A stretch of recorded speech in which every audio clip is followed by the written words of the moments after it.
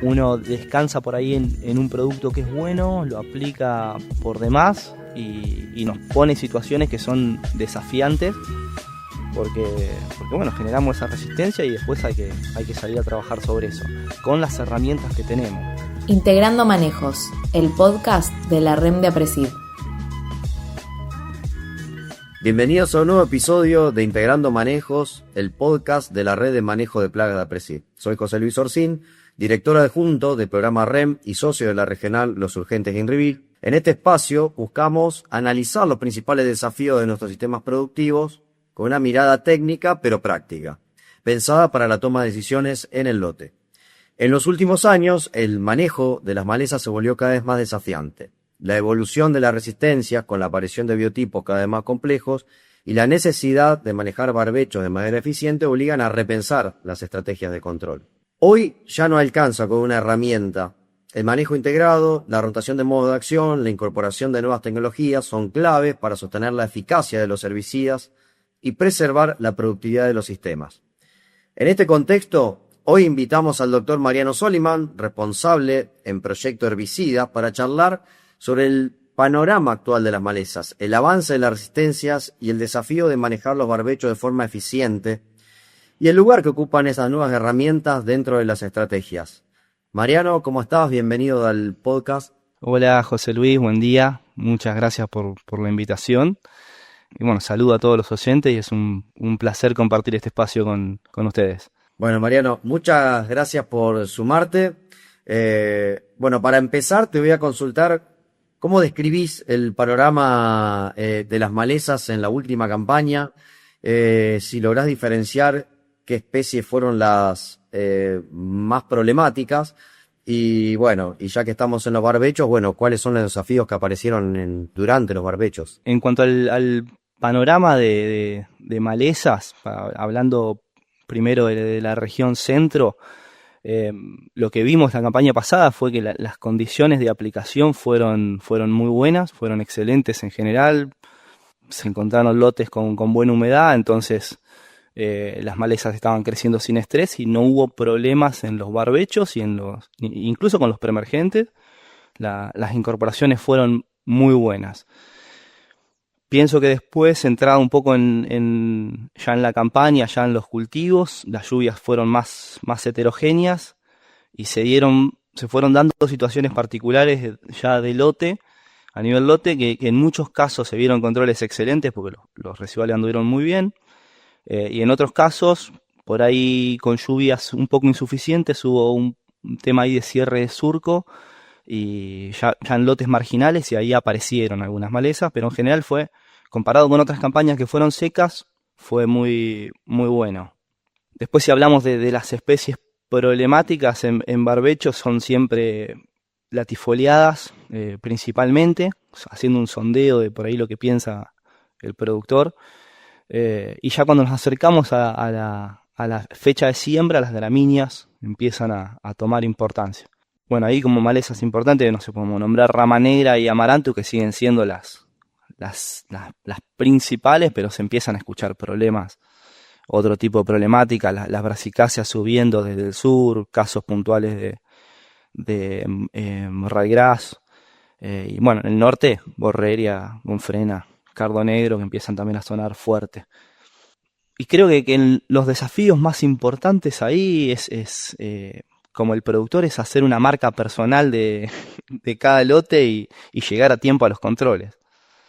Ahí superponer, una práctica que se hace mucho es tratar de superponer aplicaciones de herbicidas residuales para tratar de llegar con malezas de menor tamaño y que todas las aplicaciones funcionen. Bien, estar actuando de manera preventiva, digamos, con lo que son los herbicidas. Y en las últimas campañas empezaron a aparecer resistencias en una de las principales malezas que tenemos en todos los lotes. Hoy tenemos Amaranthus, ya sea híbrido como Palmieri, con algún tipo de resistencia, pero se ha sumado la resistencia a PPO, primero a Fomesafem, y hoy, bueno, tenemos desde el año pasado resistencia confirmada a sulfentrazone. ¿Qué cambia a partir de estos nuevos hallazgos de resistencia, digamos, a PPO y cómo te impactan esas estrategias de manejo? Tal cual. Yo específicamente, este hallazgo no sé si cambia algo, pero sí nos exige que adecuemos las medidas de control para poder llegar a ser efectivo. Hoy sulfentrazón es el PPO más usado. Ya vemos que empieza a perder eficacia en algunas zonas, en algunos lotes, y nos exige tomar medidas como productores, y ahí entra, bueno, obviamente rotar modo de acción y usar otros modos de acción. Usar varios modos de acción en una aplicación. Desde BAF estamos trabajando junto con la Presid para hacer un sondeo y llegar rápido a hacer ese monitoreo de resistencias a herbicidas para poder llegar con una estrategia de manejo rápida, hacer un plan de contingencia de esa resistencia y poder trabajar ahí localmente y que no se esparza por todo el territorio o lo haga de forma más lenta, ¿no? Y no, recuerdo la segunda pregunta, creo que me hablabas de estrategias de control, ¿no? Sí, digamos, ¿qué estrategias, cómo impactan las estrategias de manejo que uno puede tener, digamos, en tema de la aparición de la resistencia, en este caso, a un mecanismo de acción, a lo que es un PPO? Ahí lo que entiendo es que, bueno, si uno habla de la problemática en sí, de la idiosincrasia que tenemos, ya hablando acá como más que nada como productor o habiendo trabajado en producción, con otras preocupaciones que tiene en la cabeza el productor o que tenemos cuando hacemos ese tipo de trabajo, es que cuando encontramos un principio activo que funciona, que es bueno, que es efectivo, por ahí descansamos un poco en esos 2 o 3 principios activos que encontramos y lo usamos de manera excesiva, y eso por ahí genera esto, que se dé una selección de malezas que se dan naturalmente, esas resistencias que se dan naturalmente, la empezamos a seleccionar y se termina transformando en un problema. Como estrategia o medida es empezar a cambiar esa cabeza y empezar a reemplazar esa tecnología de insumo por una más de proceso, pensando ya en rotar modo de acción, rotar cultivo, obviamente, que es algo que ya se viene haciendo hace mucho. Y yo ahí hago hincapié en ser asertivo con la aplicación, no aplicar subdosis, que la aplicación sea total. Eh, y ahí entran un montón de cosas que hay que tener en cuenta. Una es el tamaño y el estado de la maleza, llegar con maleza pequeña, aplicarla cuando está creciendo, cuando no está rustificada esa maleza con una cutícula gruesa, que ya es una complicación la aplicación. Y después un punto que a mí me parece importante es que tenemos que empezar a pensar también es la utilización de formulaciones que sean de calidad, porque todos los aditivos que tiene un producto de calidad también ayudan a la penetración, y eso ayuda a que no se generen aplicaciones de subdosis que después permitan ir seleccionando esa resistencia. Después podemos nombrar un montón más. Una importante que hoy está en boca de todos, que es incluir cultivo de cobertura, empezar de a poco a hacer eso, que me parece algo súper saludable. Me parece excelente, Mariano, eso, que digamos es otra de las técnicas que tenemos, digamos, para poder estar metiendo otra manera de controlar maleza, pero uno, digamos, como asesor lo busca también desde desde el aspecto de estar mejorando muchas de los aspectos de suelo, ¿no? De física de suelo, de nutrición, de estar aportando nitrógeno de otro lugar.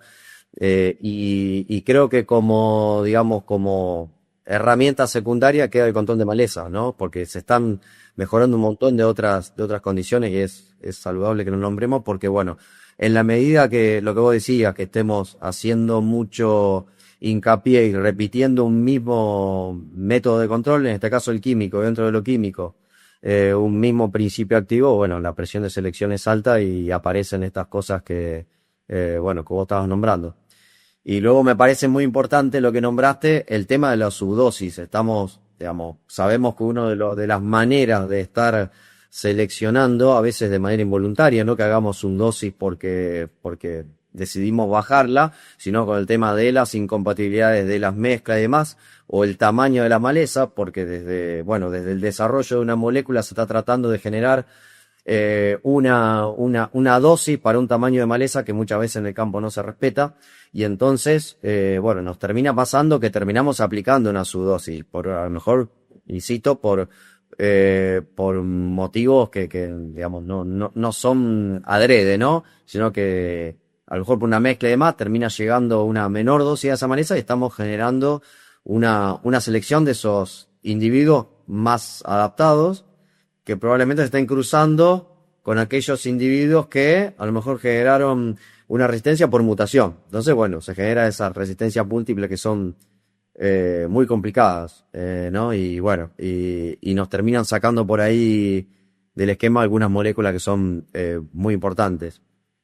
En esto del control preventivo que nombrabas antes, con el tema de estar tratando de actuar con preemergentes, también está el tema de que, bueno, desde los asesores a los productores buscamos no solamente estar aplicando un herbicida residual, sino también estar, bueno, controlando lo que ya está nacido, ¿no?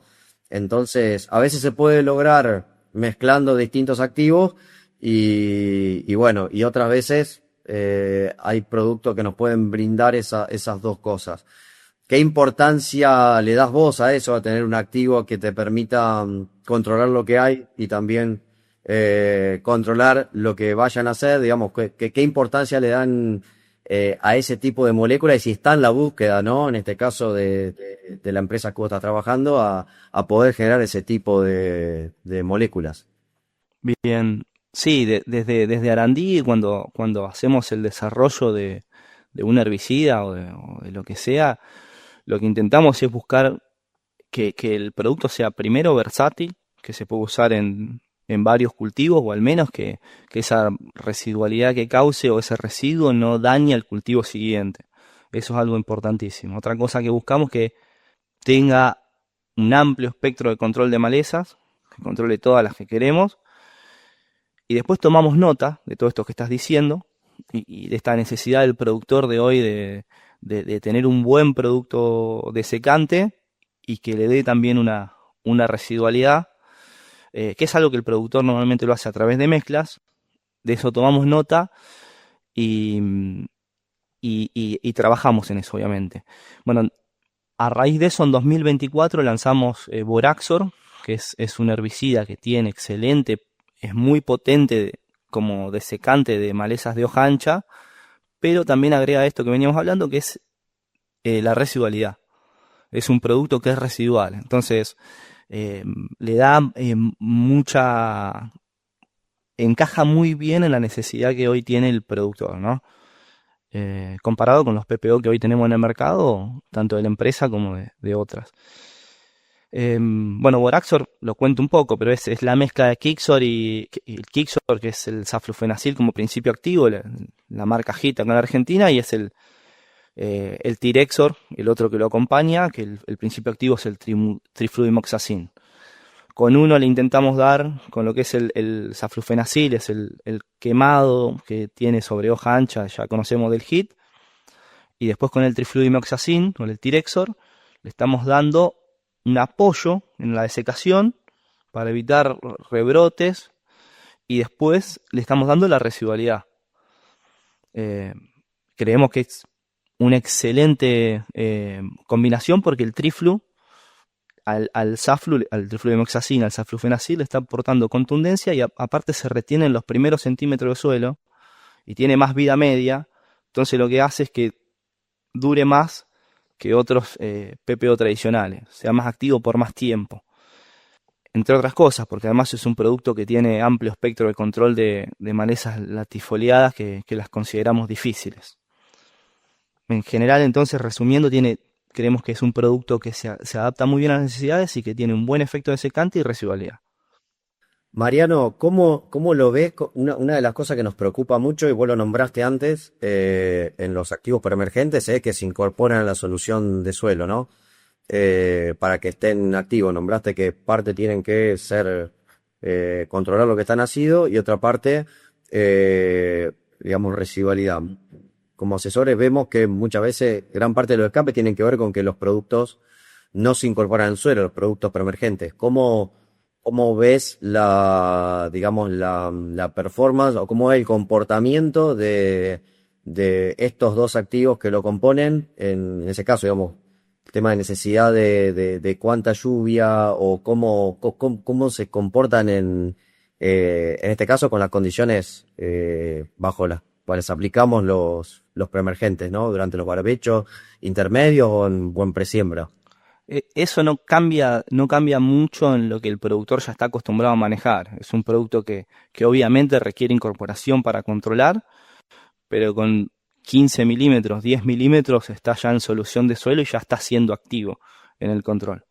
Es un producto que no es diferente a lo que el productor ya viene manejando. Eso es así. ¿Y en qué tipo de malezas lo ves que tiene los mejores resultados o que lo ves por encima digamos, de otros activos? Y bueno, y después, ¿en qué momento lo posicionarías y nos daría un mayor control, ¿no? O dónde lo posicionarías que te está dando un valor agregado. Bien, como maleza, bueno, latifoliadas difíciles que nosotros llamamos, que ya algo de lo que estuvimos hablando, Amaranthus y Coniza, las dos más importantes, y por ahí después Brasicáceas en el sur, Borrero y Donfrena en el norte. Esos creo que es lo más importante. Y después es un producto que tiene mucha flexibilidad de uso. Es tanto, yo creo que es muy bueno para usarlo en el barbecho intermedio corto, ahí cuando salimos del invierno, que tenemos esas ramas negras ahí saliendo, eh, o algunas otras que hacemos un quemado, aplicamos un residual y tratamos de llegar a la siembra. Ahí se adapta muy bien en esos casos, a la dosis de 150, aprovechando ese quemado, y después otro momento de aplicaciones ya, si no lo aplicamos ahí, como preemergente o presiembra sería pues 7 días antes de la siembra de un maíz, una soja, ya a la dosis de 200, y ahí lo que pensamos, o lo que recomendamos, es la aplicación considua, pensando también en que es más necesario el control de gramíneas ya en el cultivo. Ya cuando empezamos a entrar en el verano, las gramíneas empiezan a tomar importancia y es importante fortalecer ahí la residualidad en gramíneas. Entonces, Boraxor Considua lo pienso más, lo pensamos más ahí en esa aplicación preemergente o presiembra, con otro herbicida en el barbecho intermedio para rotar modo de acción, como puede ser un metribuzin, un diflum, un clomazone, lo que sea, o al revés, poniéndolo primero al Boraxor y dejando los otros modos de acción después. Pero sí, cuando hacemos la recomendación considua, pensando en las gramíneas, lo ponemos en preemergente. Perfecto, ahí hablaste de estar encadenando, que es lo que se llama overlapping, mecanismo de acción, que sean diferentes, poder poner un fotosistema 2 como puede ser un metribuzin o un PDS como puede ser diflufenicat, e irte a presiembra con un PPO más, bueno, en este caso piloxazulfone, o bien también hablaste de ponerlo más temprano a lo que es el PPO, y después ir con piroxa más y sumar algo más, pero siempre estar hablando de lo que hablamos antes, digamos, mezclar mecanismos de acción, ¿sí? Y estar encadenándolos en el tiempo, con esto de hacer un manejo de todo lo que son los mecanismos de acción y, bueno, no repetirlos y estar mezclándolos en el tiempo, cosa que creo que importante es el concepto para evitar la presión de selección. Tal cual. Y después otros casos que me parecen importantes, el uso de este herbicida, por ejemplo, cuando uno agarra un lote tarde para alquilar, que hay maleza un poco pasada de tamaño, ahí ya la recomendación, bueno, siempre es con glifo, pero con glifosato y 2,4-D, es una rama negra ya elongada, con 10-15 centímetros, con glifosato y 2,4-D va muy bien, excelente, y si no es un producto que también se adapta muy bien al doble golpe, cuando uno aplica primero esos productos sistémicos y después a los 5 o 7 días pueden ir con un secante, ahí Boraxor también se adapta muy bien. Perfecto, me sacaste la pregunta de la boca en eso, porque Mira vos. muchas de las preguntas surgen en que si en ese segundo golpe debería ir de nuevo con glifosato, podría funcionar como secante, como se ha utilizado, por ejemplo, el paraquat, digamos, ¿no? Tal cual. Ahí va Boraxor en segundo golpe, va muy bien. Excelente. Eh, una cosa que creo que les deben consultar muchísimo o con la que se chocarán en el mercado es que, bueno, el productor muchas veces puede hacer las mezclas de productos, digamos, de mezcla de PPO, como lo que es Ujú. sulfenacil y flumioxacin, un producto que, bueno, en el mercado es un genérico, tiene un bajo costo, entonces bueno, estar pudiendo hacer una mezcla de tanque similar o buscando similares prestaciones en cuanto a residualidad y quemado. Y, bueno, desde tu punto de vista, qué está aportando Boraxor contra esa mezcla de tanque que pasa a ser competitiva por una cuestión de costo? Claro. Desde ese punto de vista, y volviendo a lo que hablamos antes con el tema de formulaciones, que es algo que cambia mucho. Cuando uno tiene un ready mix, la formulación toma mucho peso. No, no solo hablo de este producto, sino en otros que me tocó ver el desarrollo, que nunca salieron a la luz porque eran mezcla de productos que por ahí eran productos que ya están en el mercado por separado, pero vos llegabas a la parcela de ver ese ready mix y era asombroso ver los controles que tenían, que no lo lograbas después haciendo la mezcla en tanque. Con Boraxor pasa un poco eso, que la formulación es muy buena, de muy buena calidad, pero también sabemos que el trifluimoxacin tiene ventaja respecto al flumioxacin. O sea, son dos moléculas diferentes. El triflu tiene, es mucho mejor acompañante en el desecado para el control de latifoliadas, pero también agrega ahí un poco de control de gramíneas. De hecho, en Estados Unidos, por ejemplo, está registrado para el control del oleum. Acá no le ponemos, no lo registramos como control porque realmente no es un control, es una supresión, pero sí cuando se mezcla con graminicidas le aporta, eh, hace un aporte pequeño, pero lo hace. Pero sí es más contundente como desecante que el Flumi, eso no tengo dudas. Y después como residual es un producto que se retiene bien en el suelo y que tiene más vida media. Entonces tenés la dosis activa durante más tiempo. Es algo con lo que, bueno, hoy uno tiene que, digamos, cuando hace recomendaciones de productos, se encuentra en el Ujú. mercado cada vez más, digamos, con productos genéricos y cuando lo ves desde el punto de vista, especialmente del costo, tiene que defenderlo desde ese lugar técnico, ¿no? Tal cual. Bueno, de que hay productos que son muy buenos, que cuando se generalizan de esta manera y su costo baja, bueno, Claro. hay que tratar digamos, de luchar con eso. Mi preocupación es que se genera lo que vos hablabas antes, de que al bajar el costo se masifique tanto y bueno, y por ahí se puedan empezar a generar inconvenientes desde el punto de vista de la resistencia. Yo creo que bueno, estar metiendo otro activo que tiene otras características, creo que bueno, que es saludable y nos ayuda a cuidar las moléculas que hay en el mercado, ¿no? Ujú. Eh, Mariano, para cerrar y pensando en los próximos años, ¿cómo te imaginas vos el manejo de malezas?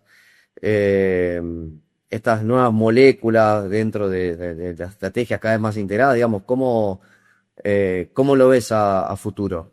El panorama, si uno lo analiza a corto plazo, me parece que es un panorama que es complejo por esto de lo que venimos hablando.